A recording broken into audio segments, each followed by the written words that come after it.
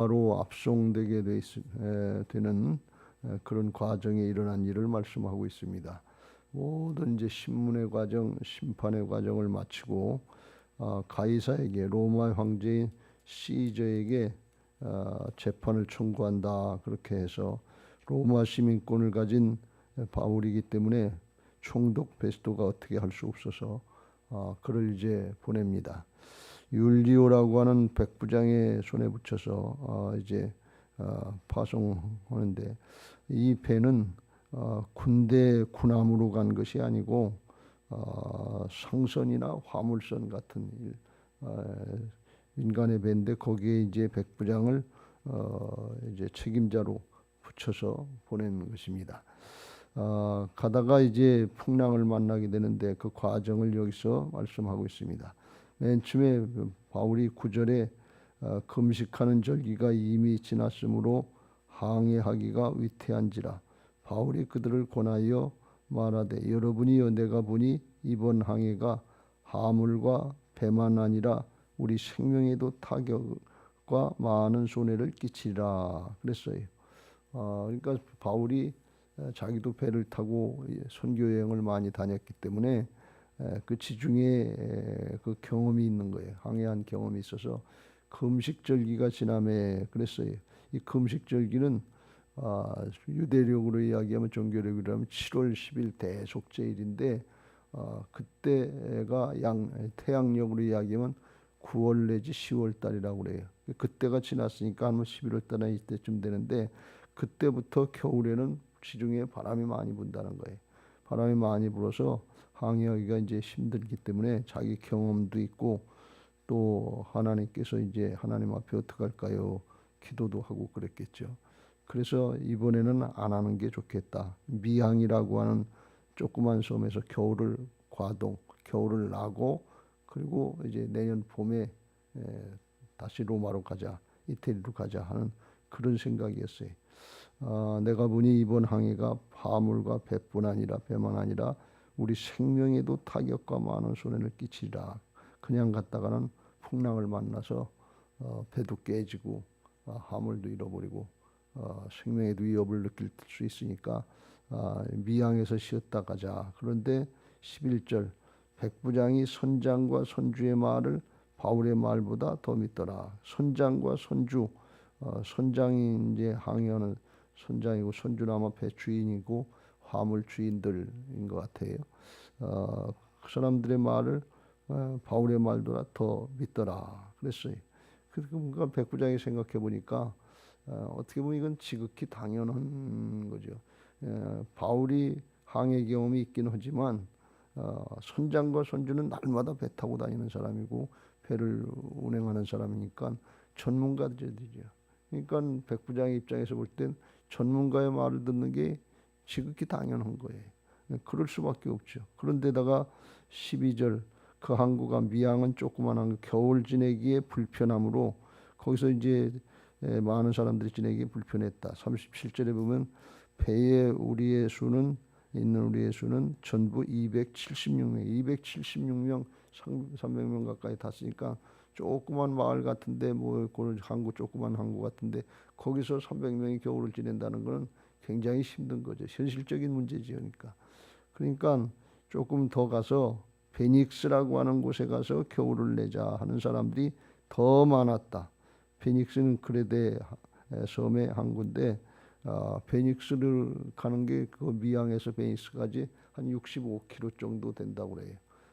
그러니까 뭐 시간으로 얼마나 걸리는지 모르는데 여기 사흘쯤 걸려서도 그 이제 풍랑 때 못 간 걸 보면 굉장히 이제 바람이 많이 부는 거죠.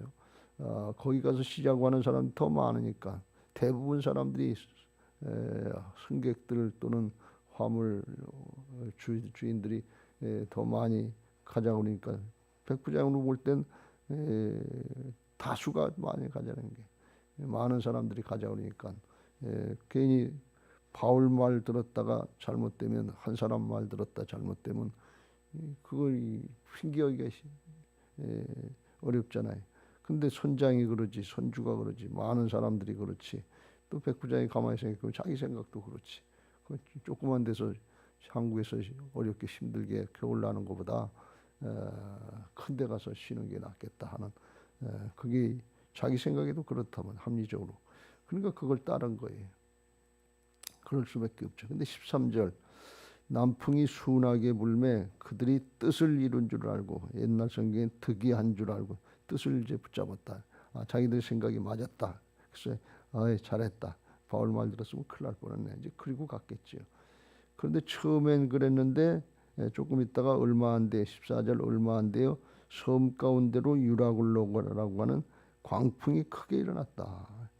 이 크레타 섬 여기 그레데 섬은 가운데가 산맥이 이렇게 있어가지고 산맥이 높았다는 산이 2,100m나 됐다 그랬으니까 뭐 한라산보다 더 높은 거죠. 한라산이 1,950m니까 그래서 이렇게 있기 때문에 북쪽에서 바람이 부는 게 이쪽으로 넘어오고 남쪽에서 부는 바람이 이렇게 넘어가다가 거기서 만나면 이제 광풍이 일어난다는 거예요. 영동 영서가 조금 다른 것처럼 설악산 넘어오는 바람하고 넘어가는 바람하고 만나면 다른 것처럼 광풍이 일어난다는 거예요.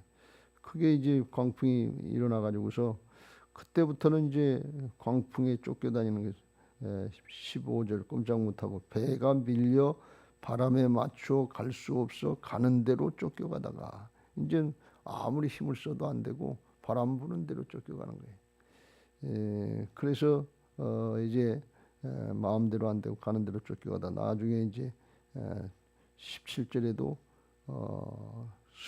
스르디스라고 하는 건 뭔가 하면 모래바닥 이제 바닥이 아마 모래가 높은 데서 가다 꽉 처박히면 못 가니까 그런데 이제 그런 데가 있었던 모양이죠.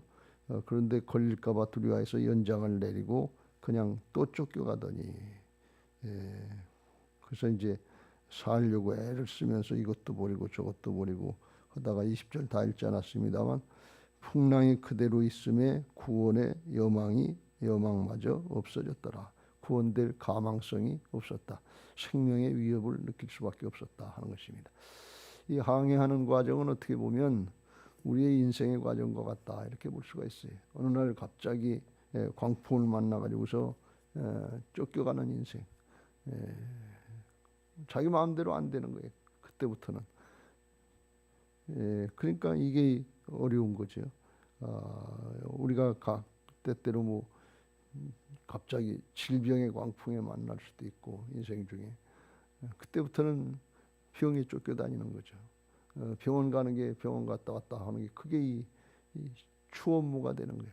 다른 일 못하고 때때로 이제 재정의 광풍을 만나가지고서 그 다음부터는 그걸 걱정하고 그걸 해결하는 게 인생의 목적인 것처럼 이렇게 될 수밖에 없고 자식이 잘못되면 자식 때문에 그렇고 또 관계가 잘못되면 그 관계가 잘못돼서 인생의 광풍들을 만난단 말이지. 근데 이게 뭐 백부장이 잘 알아서 알아서 그걸 뭐 한 게 아니라 상황을 보고 남 얘기 다 듣고 했는데 그런데도 그게 잘못됐단 말이지. 자기 혼자 독단적으로 한 거 아닌데 그렇단 말이지. 그런데 책임은 자기가 책임자니까 자기가 있단 말이지.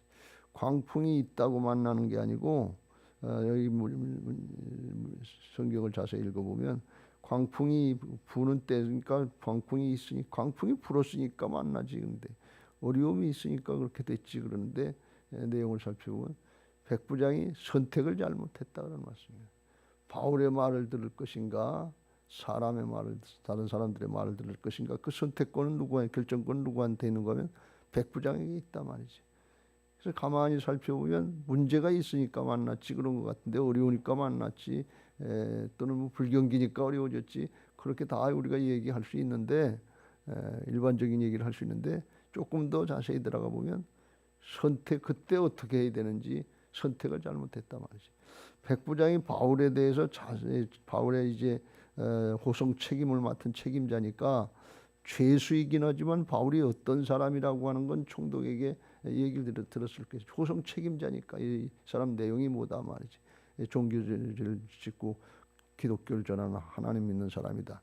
그 얘기는 들었을 거란 말이지. 그러니까 바울의 말을 들을 것인가 다른 사람들의 말을 들을 것인가 거기서 바울을 무시한 거예요. 우리 식으로 표현하면 하나님 편에 설 것인가 사람 편에 설 것인가.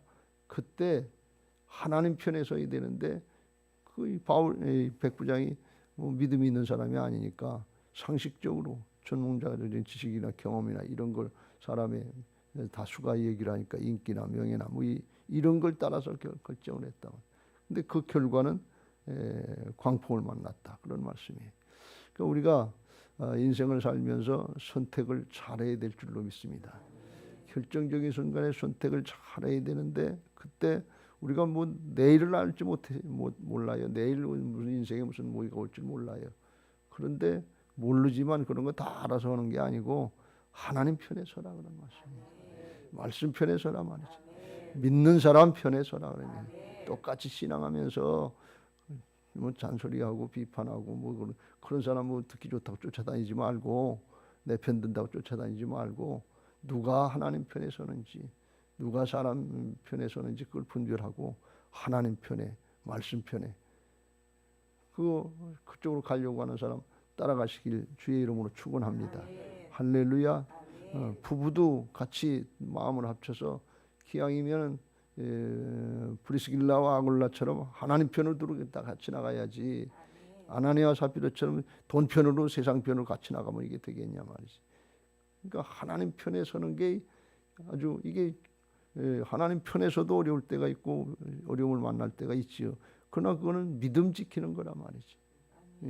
믿음이 더 굳세지고 믿음 지키고 하나님이 나중에 바울 같은 사람은 여기서 이제 갇힌 배에 있지만 하나님 편에 서 있는 거예요. 그러니까 나중에는 바울을 통해서 역사하신단 말이지.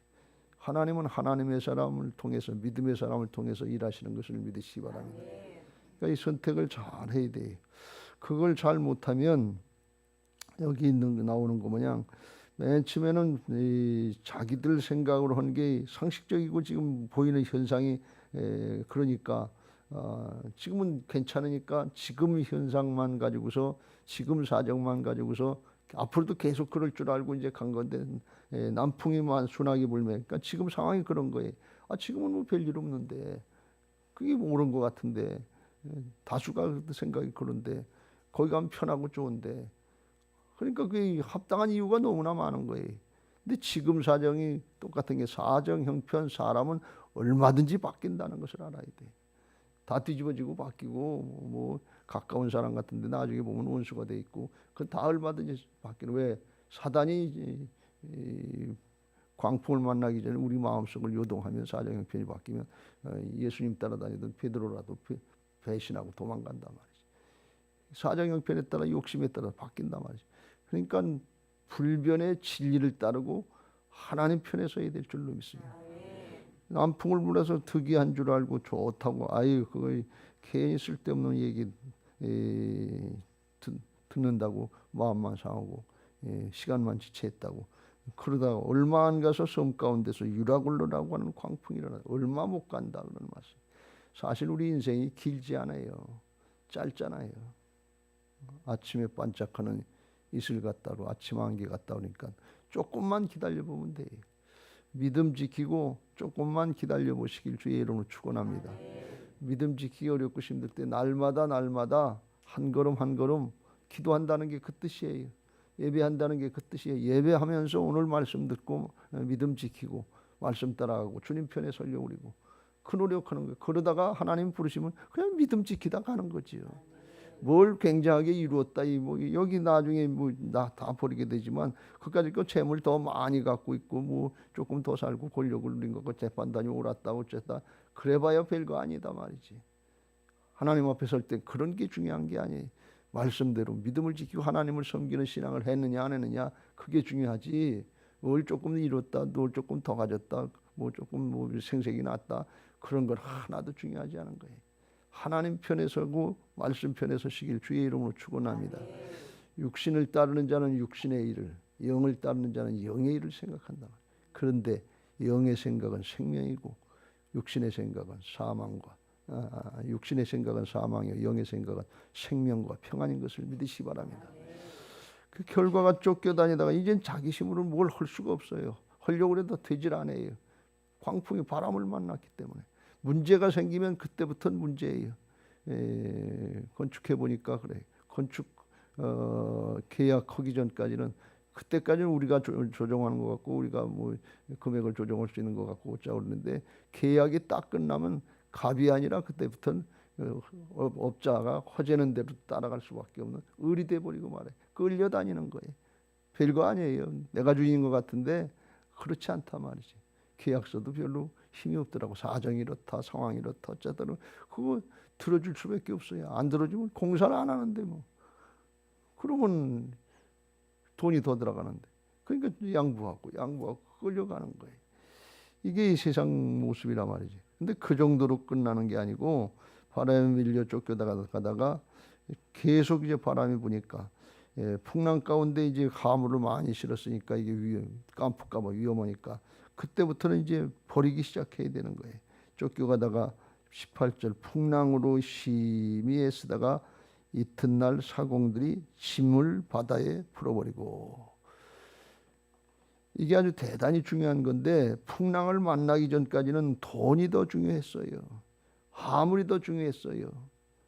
재물이 더 중요했어요. 그거 어떻게 버려? 돈 벌려고 지금 하는 일인데 다 돈 벌자고 하는 일인데 그걸 어떻게 버리냐 말이에요. 그런데 풍랑이 일어나서 죽게 생기니까 그게 아무 소용이 없더라. 오히려 생명을 더 위험하게 하는 존재가 되더라는 거예요. 이걸 우리가 잘 깨달아야 될 줄로 믿습니다. 고난당한 것이 유익입니다, 여러분들. 영적으로. 그렇지 않으면 돈, 명예, 권력. 세상의 경험, 지식, 이거 붙잡으려고 그게 힘인 줄 알고 당하지 않고는 죽었다 깨나도 몰라요. 근데 당해보니까 그때선 얘기할 게 없잖아요. 죽게 생겼는데 뭐 지금 나중에 20절에 나오는 것처럼 구원의 여망마저 없어졌더라. 지금 사느냐 죽느냐 하는 문제인데 배가 깜프면 다 죽는데 그러니까 버릴 수밖에 없는 거예요. 생명이 소중한 것을 믿으시기 바랍니다. 풍랑 만난 인생들은 물질적인 가치관에 사로잡히지 말고 생명적인 가치관, 생명의 우선에 초점을 맞춰야 될 줄로 믿습니다.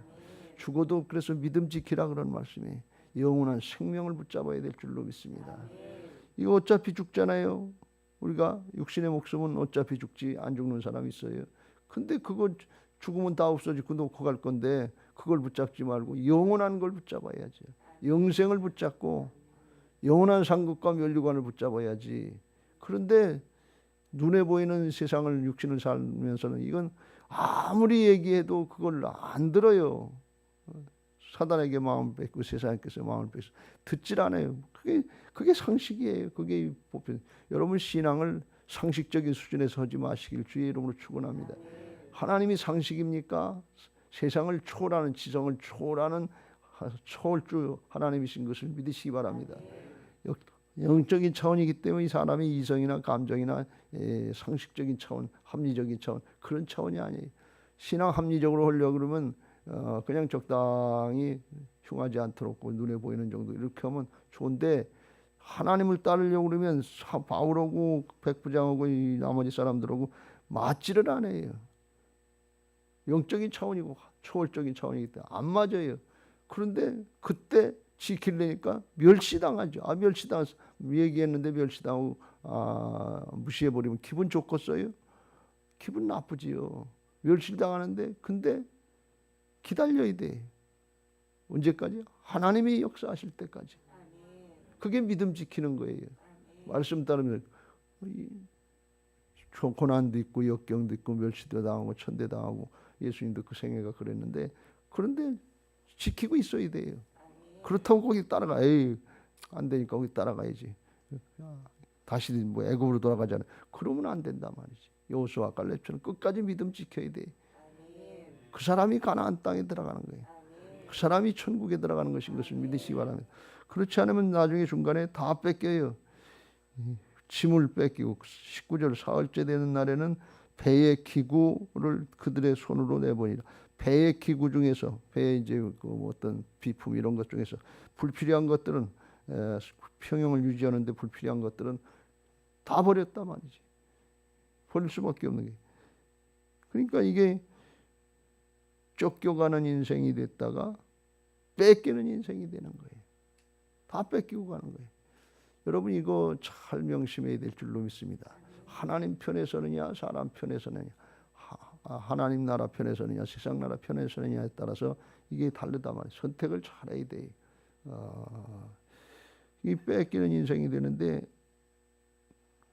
하나님 앞에 우리가 영적으로 얘기하면 사단의 편에 설 건지 예수님 편에 설 건지, 도적이 오는 것은 도적질하고 죽이고 멸망시키는 게 그냥 뺏기는 거예요. 붙잡히면. 그런데 예수님 편에 서면 내가 온 것은 양으로 생명을 얻고 더 풍성하게 하려 함이라. 이게 하나님 나라 원리예요. 점점점 뺏기는 인생을 사는 거예요. 여러분 예배도 똑같이 예배드리고 기도도 똑같이 하는 것 같은데 은혜 뺏긴 사람들 많잖아요. 은혜가 안 돼. 이미 마음을 뺏긴 거예요. 감사가 안 돼. 뺏겼지요. 충만하지 못하다 말이에요. 왜 그래요? 세상의 걸 더 사랑하니까. 육신의 정욕과 안목이니까 이생의 자랑을, 여기 세상을 더 사랑하면 하나님의 사랑이 그 마음에 안 된다고 그랬어요. 근데 세상의 것은 지나가는 것이고 말씀은 영원한 것인 것을 믿으시기 바랍니다. 여러분 우리가 신앙하면서 이게 사정의 형편이 광풍이 불었으니까 그렇지, 문제가 일어났으니까 그렇지, 그게 아니라니까요. 똑같이 세상을 사는 것 같은데, 똑같은 상황인 것 같은데, 똑같이 코로나 만나고 똑같이 어려운 것 같은데, 그런데 하나님 편에 서서 승리하고 다른 사람들까지 구하는 사람이 있고, 자기만 아니라 다른 사람까지 죽이는, 그래. 백부장의 말을 듣고서 끝까지 바울의 말, 나중에 바울의 말을 들었으니까 다행이지. 나중에 내일 살펴보겠습니다만, 백부장 말 듣고 그렇게 고집 피웠으면 어떻게 돼? 다 죽었지. 근데 바울의 말을 들으니까 어떻게 해? 다 살았지. 이게 생명의 역사인 줄로 믿습니다. 우리가 인생 살면서 합리적인 것 같지 않고 이성적인 것, 그렇게 하면 좀 광신자적인 것 같은 그렇게 생각이 되고 그럴 것 같은데, 그런데 하나님 편에 서야 돼요. 신앙은 민주주의 아니에요. 다수결 아니에요. 하나님의 뜻이 어디 있느냐가 중요하지. 말씀이 뭔가 하는 게 중요하지. 그런 그 믿음 지키면 하나님은 말씀을 통해서 이 역사하시는 신실하신 하나님인 줄로 믿습니다. 그 하나님을 체험하면서 날마다 힘있고 능력 있는 신앙이 되시기 바라고, 성자하고 성숙하는데 기왕이면 하나님이 허락하신 대로 예수 그리스도의 장성한 분량에 이르기까지 성장하는 신앙 되시기 바랍니다. 그거 어떻게 해요? 내가 하면 육신의 것밖에 안 되고 내 안에 백부장이 있고, 성경의 백부장들이 좋은 모습으로 나타나는데 여기 풍랑 만날 때 백부장은 이게 실수하는 백부장으로 나타나는데, 내 안에 백부장도 있고 내 안에 믿음 지키려고 하는 바울도 있어요. 그런데 보통 육신의 생각이, 육신의 소욕이 더 커요. 상식적인 것 같고 합리적인 것 같고 다른 사람들한테 부딪히지 않고 알아주는 것 같고 리더십 있는 것 같고, 그런데 하나님의 뜻은 아니에요. 하나님의 뜻이라고 그러면 그거 내려놓고 하나님 편에 서려고 그러면 되는데, 그거 누가 하시냐? 내 안에 오신 주님께 서시는 줄로 믿습니다. 주님 편에 서시고 주님의 주권 인정하고 따라가려고 하면 나는 안 되지만 부활하신 주님은 고난당하고 멸시당하고 천대당하면서 십자가 지러 가는 길, 그것은 좁은 길이에요. 좁은 민이에요. 육신적으로는 죽는 길이에요. 고통의 길이에요. 그런데 영원한 승리의 길이에요. 이 길은 고난의 길, 이 길은 뭐예요? 승리의 길, 영광의 길, 하나님 앞에 영원한 주신 사명을 감당하는 길인 줄로 믿습니다. 할렐루야. 오늘도 그런 마음으로 기도하시고, 내게 있는 어려움과 역경이 있지만 그런 중에 하나님의 뜻이 뭔가 하는 것을 기도하시고, 하나님이 허락하신 사명이고 그게 내게 허락하신 좁은 길이라고 하면 믿음 지키고 생명의 길을 가시길 주의 이름으로 축원합니다. 넓은 길, 다 사람들이 좋아하는 길, 근데 그 길은 멸망의 길이라고 그랬어요. 육신의 정욕을 따르는 건 편하고 좋아요. 페닉스에 가서 편하게 겨울나지, 왜 여기서 힘들고 어렵게 그렇게 지내려고 그러냐? 그럴듯하지. 그런데 넓은 길이 생명의 길이 아니다, 그런 말씀이에요. 좁은 문 좁은 길이지만 생명의 길을 가시길 주의 이름으로 축원합니다. 456장 오늘도 그런